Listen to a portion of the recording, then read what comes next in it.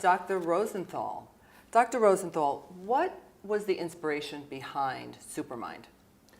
Well, when I finished my last book on Transcendental Meditation called Transcendence, I thought that I'd written everything I had to say.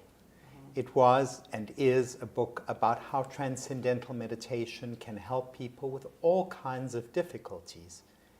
But I personally continued to meditate, and after some duration of more meditating, twice a day, I began to feel changes in my daily consciousness. And so did many of the patients to whom I had recommended Transcendental Meditation. I would be working with my patients and I would feel myself slipping into that very pleasant, transcendent state, even while I was actively engaged in therapy. And I thought, wow, this is so interesting, this is so important. And that led me to the exploration and the adventure that this new book, Supermind, represents. Oh, interesting.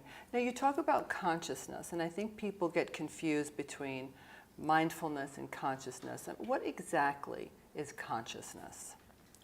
Well, we know three states of consciousness, all of us. We know when we're awake, we know that we sleep, and we know that we dream. Those are distinct states of consciousness. Each one is different from the other. And if somebody had said to me, you know, there are other states of consciousness, ways of being, experiencing oneself in the world, I wouldn't have actually believed them. Right.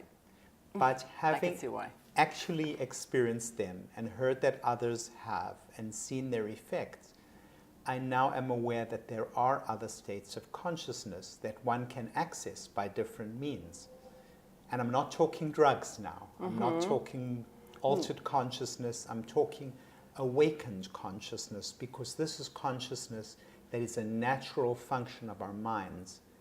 And that's what I personally experienced through continuing to meditate with TM and saw in other people as well.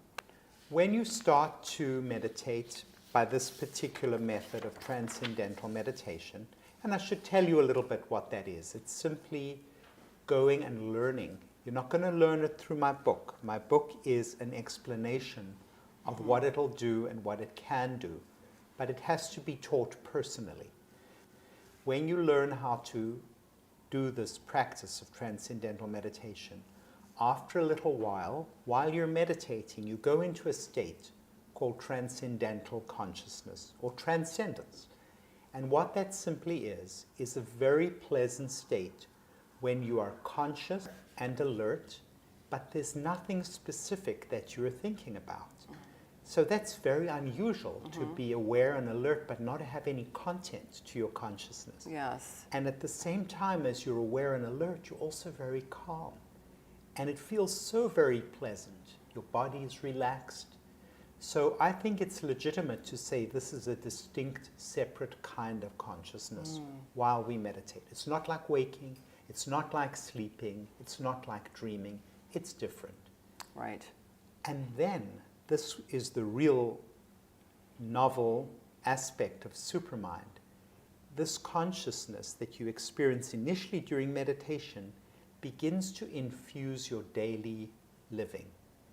And in doing so, it changes you as a person. It makes you nicer, happier, more effective, more creative, more productive. Now, if somebody was telling me this, what I'm telling you, I would say, yes, and which piece of the Brooklyn Bridge would you like me to buy next?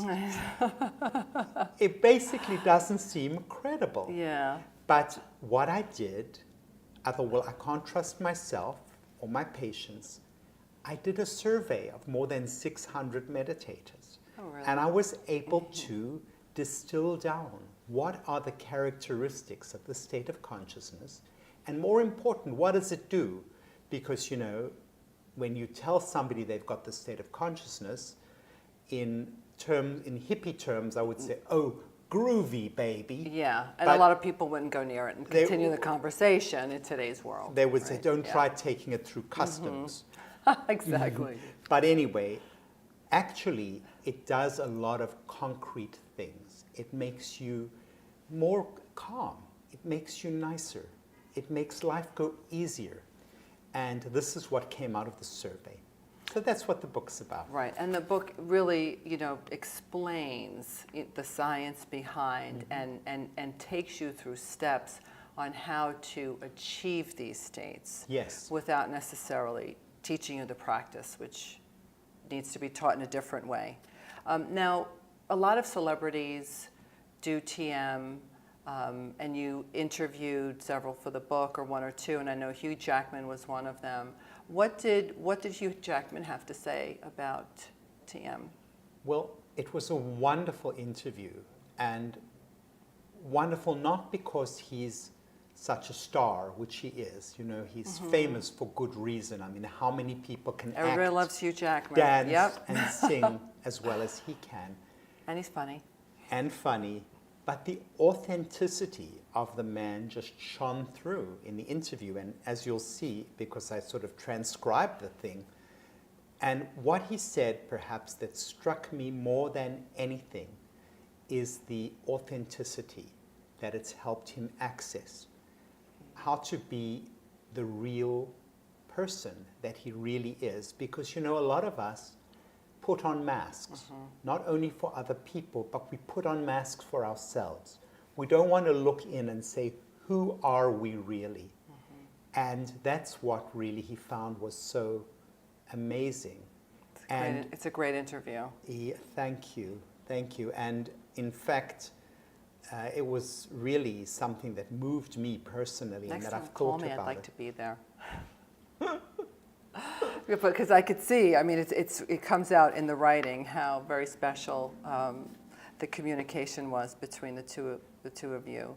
Now, you mentioned some of the benefits of TM, which is reducing stress and making you happier and healthier. I mean, how specifically is that happening? Why does it happen? Well, I think what happens every day is that we are stressed multiple times. And each time we're stressed, there's a whole system of our nervous system called the sympathetic nervous system. It's fight or flight that surges. Our blood pressure can spike. We can get turbulence in the blood as our blood pressure spikes. And we can develop arterial problems. We can develop, over time, cardiac and brain-related blood vessel problems. Now, what TM does is it puts a brake on these spikes. It's what I think of as a surge protector that protects us against the daily surges that happen all the time. That's a great description. That's a great description. Now, you also mentioned that meditation can boost creativity and job performance. How? Well, I think one thing that meditation does, TM does, is it helps us to take risks. I've got a wonderful story. Megan Fairchild is a prima ballerina in the New York City Ballet, and it's such an accomplishment to get to that level. But when we talked, she spoke about her perfectionism. Oh. She was good with dancing, but if she had to present from the stage or talk or sing, that was unthinkable. Okay. Would she freeze up and just get nervous outside and her comfort stressed? zone. Okay. She would freeze up. Then she started to meditate, and that changed everything.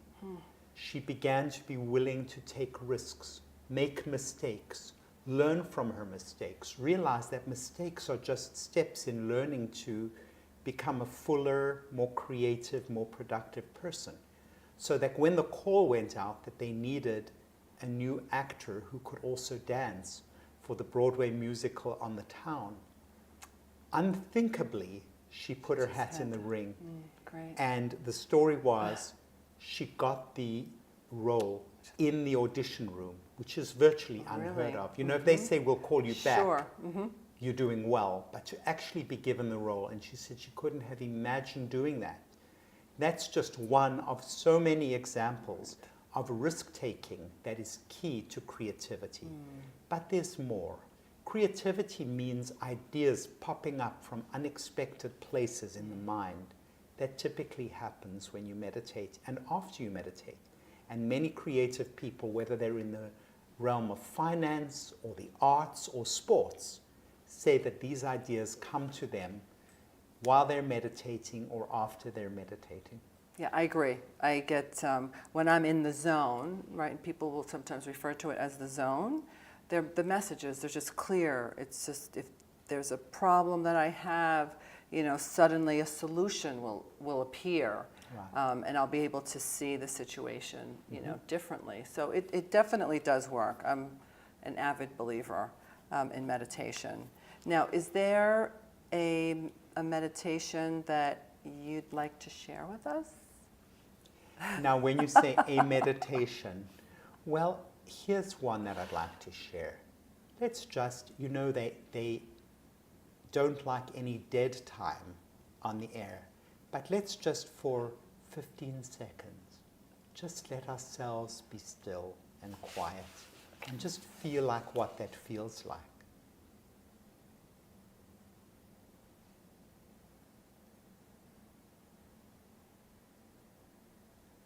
The unthinkable just happened. Mm-hmm. We gave a little pause at a time when people expect rat-a-tat-tat, continuity. And that's a little taste of what it's like to take your 20 minutes and say, this is 20 minutes that I'm going to spend with myself. Somebody earlier today was saying, I have a hard time getting to all the things on my to-do list. And TM is just one more thing on my to-do list. And I said, why it's not hard for me is it's not part of my to-do list. It's part of my I want to do list. Because to-do list is like some voice saying, you got to do this, you got to do this, you got to do this. Just reinforcing that fight or flight, right? Reinforcing that it's a chore. But it doesn't feel like a chore. It feels like a little gift, a little treat that I'm giving myself twice a day. And that little gap that I gave, I don't know how it'll come out when you actually look at it on the screen, was just to give you a little taste of what quiet feels like. It's inner quiet, but it's facilitated by a mantra that we get, that we're taught to access in a very effortless way, that takes us into this zone or state that you were talking about, that's so pleasant, and that then begins to infuse our personalities and come out in everything we do, whether it's our personal relationships, whether it's our work, whether it's even our decision making. Should we continue on this job that we don't like anymore, or should we venture out, maybe do something a little risky, but that might make us so much happier? Those are all the things that begin to get influenced when our consciousness changes. Right. Well, I know personally I feel, this wave of tranquility when I hear silence. It makes me happy. And we don't give ourselves that treat very often. Yeah, we really don't. We don't. Can you give us any tips on, other ways to meditate throughout the workday? Yes. Well, certainly, I think you can take deep breaths. Those have been shown to be, very soothing. I would say, we hardly allow ourselves even a 1 or 2 minute pause during the working day. Let's just take 6 deep breaths and feel what does that do to our bodies. And so we'll breathe in 6 deep breaths, and you can feel the slowing down in the audience. And it's funny, but 6 deep breaths, it feels like such a long time, because we fill our days with chatter, whether it's our cell phones, whether we're accessing our voicemail, chatter, chatter, chatter, because our cell phones let us stay in touch with the internet and other people all day long. Even the emails, sure. I'm saying it in my mind as I'm answering. And I think we've lost the ability to just be with ourselves. And so any way that we are able to be with ourselves, maybe go for a walk in a natural setting, quiet walk, watch the changing seasons, watch the birds flying overhead. These are all wonderful things to do. And then a specialized thing that falls into that category is Transcendental Meditation. Well, thank you, Dr. Rosenthal. This has been a pleasure. I've learned so much. It's been a pleasure for me too. Thank you for having me on your wonderful show. I can't wait to finish the book. To find out more, you can visit Dr. Rosenthal at his website at normanrosenthal.com. And to find out more about Transcendental Meditation, you can also visit the David Lynch Foundation and the TM organization.